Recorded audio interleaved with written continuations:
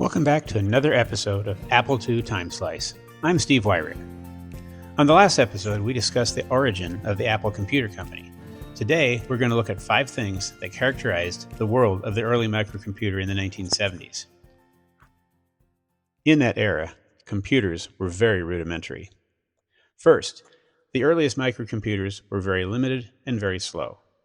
The Intel 4004, one of the first processors on a chip, ran at the speed of 0.74 MHz and could execute 92,000 instructions per second. Compare this with Apple's M5 processor chip from the present day, which has a speed of about 4.5 GHz, 6,000 times the speed of the 4004. And that is for just one core of the M5, which can execute 18 to 36 billion instructions per core. The next iteration, the Intel 8008, was a little faster and could address more memory.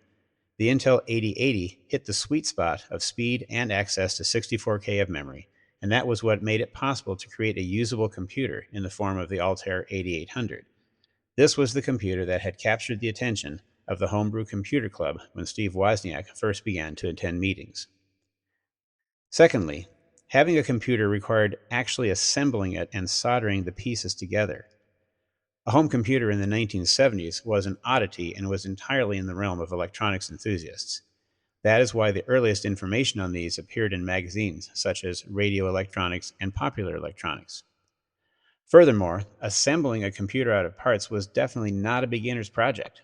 Handling the integrated circuits, specifically the microprocessor and the memory chips, was much more tricky than dealing with the various resistors, capacitors, and transistors used assembling a radio or oscilloscope, and certainly sensitive to static electricity that would never have been a problem for projects built using vacuum tubes.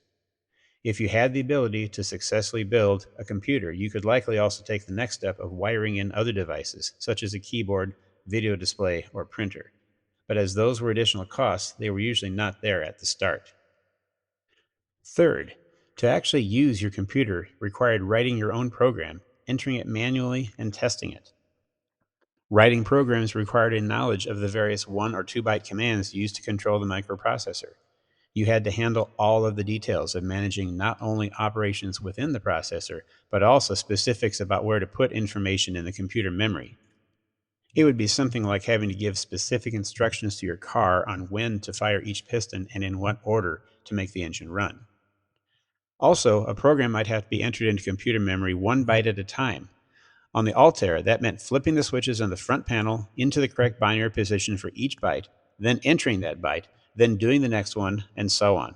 If the Altair owner was fortunate enough to have a video terminal and keyboard, the program would still have to be entered 1 byte at a time into the memory. Fourthly, most people did not have a device for saving and reloading programs or the data they created. Because the hardware design was more simple, some early home computers used static RAM, which meant that when the computer was powered off, the bytecodes in memory did not disappear. When dynamic RAM became less expensive, it replaced the static RAM. However, it did make things more complicated as it required frequent power refresh to maintain the contents of the memory. Assuming a computer did not have static RAM, programs would have to be re-entered each time they were powered on. Having something available for storage of programs or the data created by those programs was very desirable. The premier device early on was a teletype with a paper tape reader. The program could be loaded in from paper tape after a bootstrap program was manually entered on the computer, and could also be saved to paper tape. The keyboard on the teletype was then the primary data entry device, avoiding all of the front panel switch flipping. These were not easily available, however, so a lower cost solution was needed. Cassette tapes became a popular way to handle this problem, as both the cassette recorders and tapes were readily available and fairly inexpensive. Fifth, a printer was a luxury. The simplest way to have a printer on these early micros was also to use a teletype, if you could get your hands on one. The first dot matrix printer, the Centronics Model 101, was an option, but very expensive.